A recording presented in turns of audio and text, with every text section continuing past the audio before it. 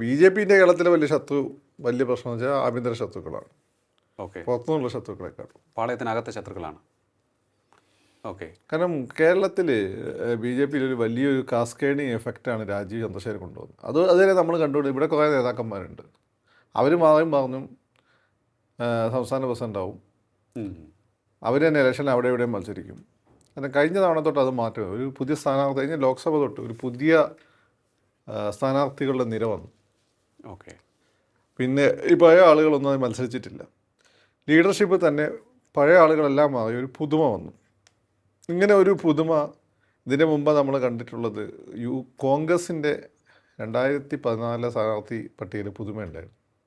പക്ഷെ അവരുടെ പ്രശ്നം അവർക്ക് RSSന് ബി.ജെ.പിക്കുള്ള പോലെ സംഘടനാ സംവിധാനം ഇല്ല എന്നുള്ളൊരു പ്രശ്നം.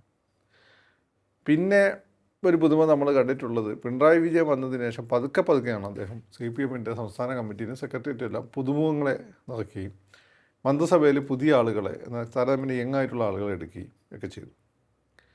ബി.ജെ.പി ഇതിനെല്ലാം കടത്തി വെട്ടിക്കൊണ്ട് കംപ്ലീറ്റ് ഫ്രാക്ഷൻ ഓഫ് എ സെക്കൻഡിൽ ഒരു പുതിയ ലീഡർഷിപ്പിനെയും പുതിയ നേതൃനിരയും കൊണ്ടുവന്നു എന്നുള്ളത് വളരെ പോസിറ്റീവായിട്ടുള്ള കാര്യമാണ്.